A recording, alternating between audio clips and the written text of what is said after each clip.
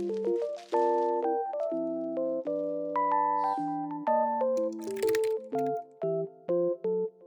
everyone! So I thought today we could use our time to talk about living a plant-based lifestyle in the Philippines.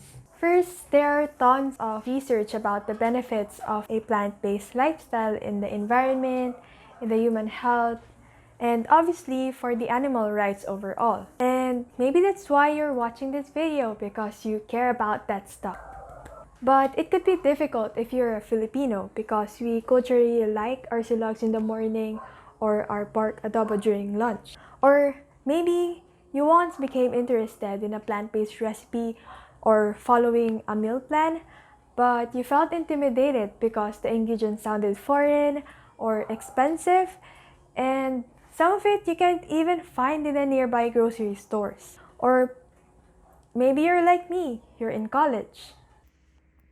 Collapse things or you can expand them.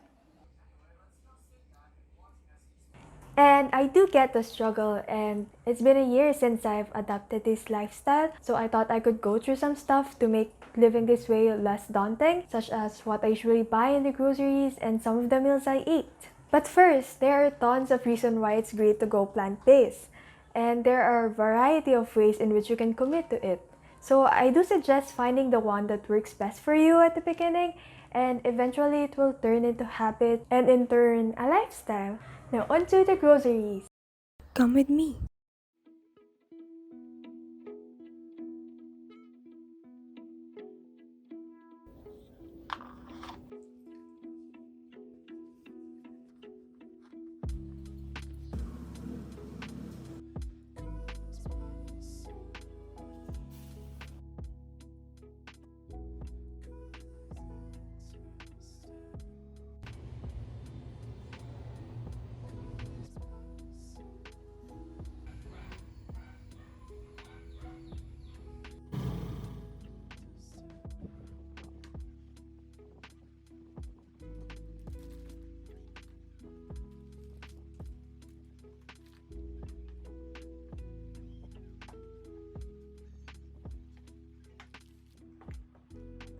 And voila!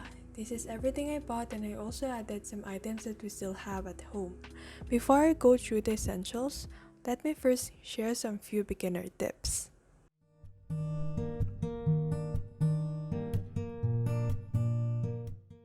It's important to start knowing your groceries first, because it's a lot easier to create your own meals when a kitchen is filled with plant-based staples. What I buy, of course, depends on what I eat. I usually batch cook 4 to 5 times a week, which equates to 3 to 5 servings per batch. Usually it's Tuesdays, Fridays, and Sundays for me, because those are the days that I do not have classes this semester. And the reason being is that I can manage my time better when I schedule my cooking time, and when I go out I can bulk buy, which also saves time and money. And lastly, at least I can ensure that I am getting something nourishing.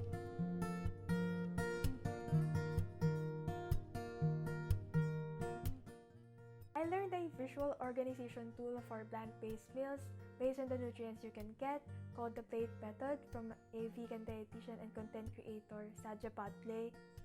I will link its video down in the description too. But basically it says you will want to have half of your plate to be vegetables or fruit, a quarter with grains, and the remaining quarter for your plant-based protein. Meanwhile, she recommends enjoying your calcium, fats, and B12 on the side as a garnish or as a snack.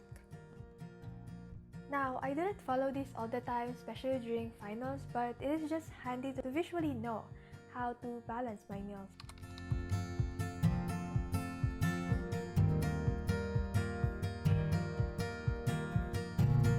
I'm pretty sure that I do not need to detail on this because you already know what they are, but you would always want to have both the kind of green vegetables, or the non-starchy ones, and the starchy ones, so you can have more color and variation in your cooking and the nutrients you can get. Just make sure that you only buy what you need so you don't let them rot in the fridge. Meanwhile, with fruits, just buy whatever you enjoy, but I do highly recommend getting some bananas if you like them, because they are very versatile and very good for breakfast.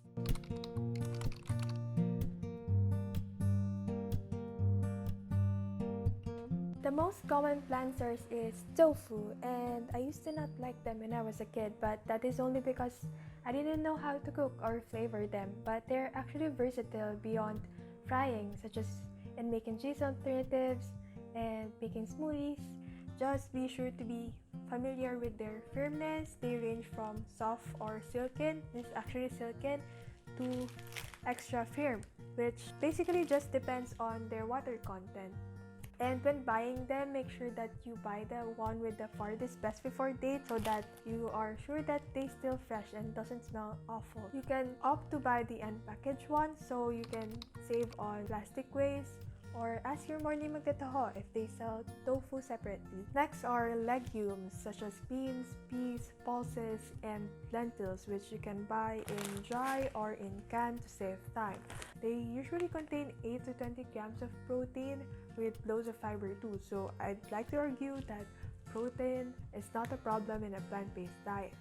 Other protein alternatives such as mock meats are available in some supermarkets, but others such as Meat Magic are only seen in specialty or online stores. They are so worth checking out though, especially when you are just starting to get used to a life without animals as your food. It was actually my first time seeing one of these in our grocery store, so it was a very happy impulsive buy, and I'm pretty excited on what I can do with it.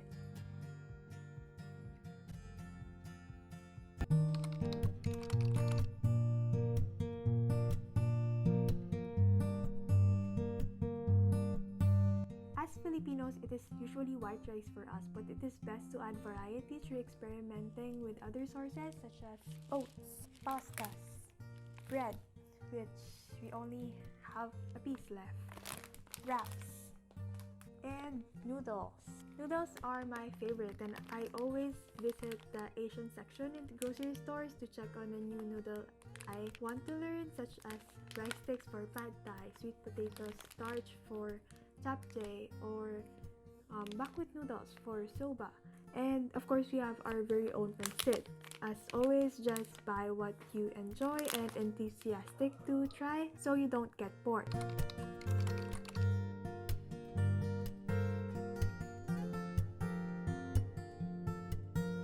These are usually where it gets complicated with some of the recipes because they sometimes require those that we are unfamiliar of. Don't worry about it. To start, just have the basics of salt, sugar.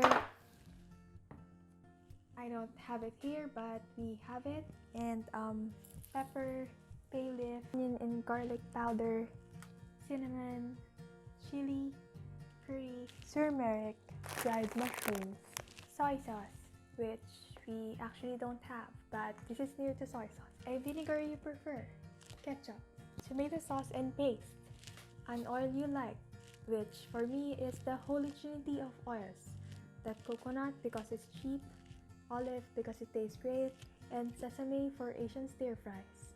After a year of experimenting, you will add more to your arsenal, such as in my case, I learned after a year of experimenting what cumin, garam masala, star anise, and other dried herbs are used for.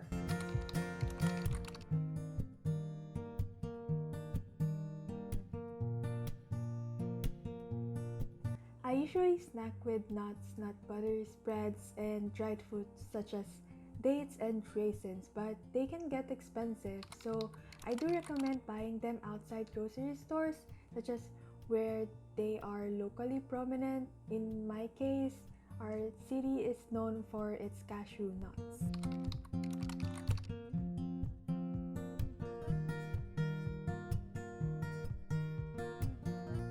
So we're down to the last bit, which are the dairy alternatives, and that usually means milk.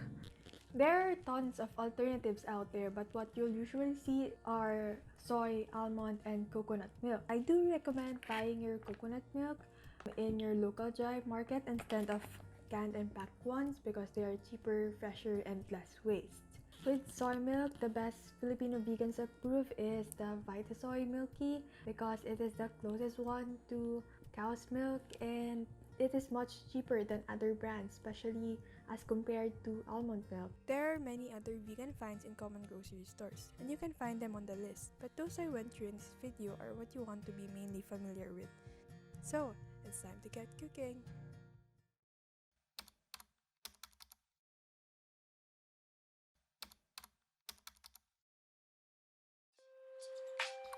I typically start my day with 3 main ingredients: a banana, plant-based milk, and oats. I enjoy those three in two ways. First is, surprise surprise, just boil and stir the oats for 5 minutes and top it with whatever you prefer. But if you're not a fan of soggy things, you can blend them into a 3-ingredient pancake.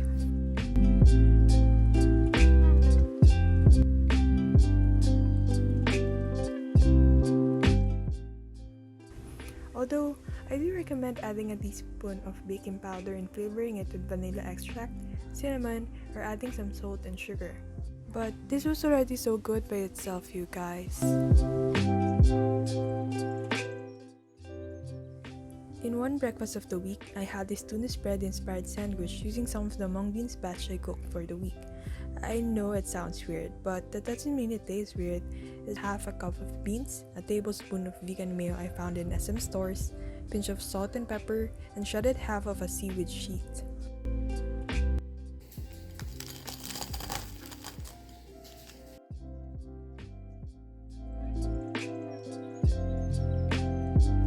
For the main meals, I got very excited with my sweet potato starch noodle purchase, so I started it off with a vegan Japchae. Like any stir-fry noodles, first you just need to cook the noodle according to instructions, stir-fry some veggies with fried tofu, in which the traditional Japchae includes blanched spinach, carrots, and mushroom. While this is cooking, mix a third cup of soy sauce, a tablespoon of sesame oil, and 2 tablespoons of sugar, which you can still adjust according to your preference.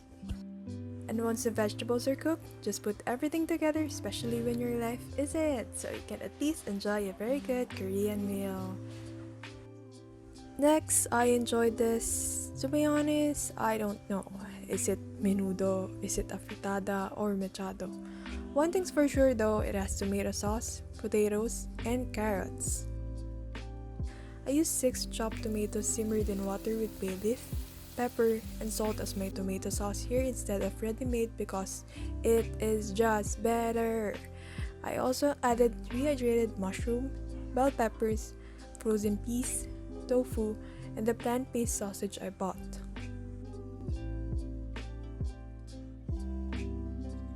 In the middle of the week, I itched to bake cookies.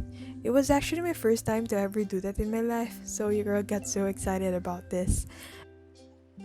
I just followed the whole wheat chocolate chip cookie recipe from the internet, which uses half a cup of oil as the main wet ingredient to set everything up.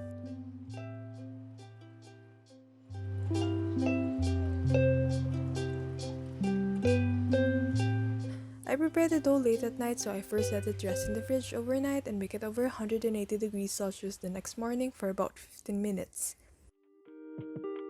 I made a total of 14 huge cookies that will perhaps become a weekly take from here on out.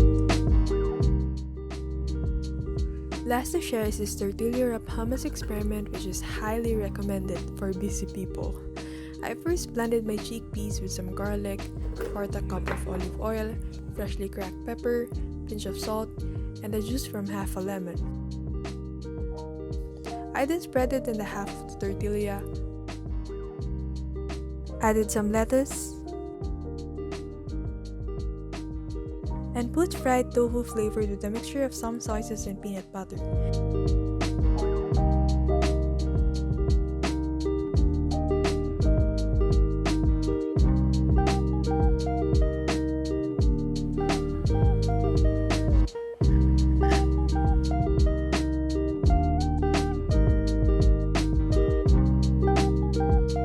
I made 4 wraps with the hummus, so I stored some in the fridge for the next day. Hit it in a pan that makes everything 109% better, which I very much enjoyed while I was Santa Claus.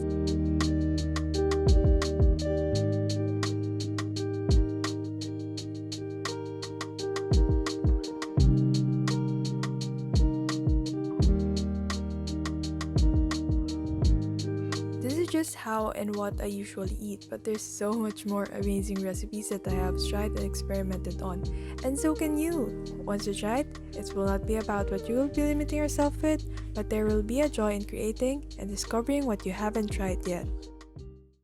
So, that is it. I hope you enjoyed this video. If there's something that I'd like to leave you with, it's a quote from the author Anne Lap. Every time you spend money, you're casting a vote for the kind of the world you want. So if you want justice for the planet, for the animals, and for your health, I hope this video gets you started. And for more inspiration, I encourage you to join the Facebook group Manila Vegans, and you will just be inspired by the creativity of the whole community. And if you haven't already, see the grocery list down below to help you kickstart your journey. I'll see you guys soon.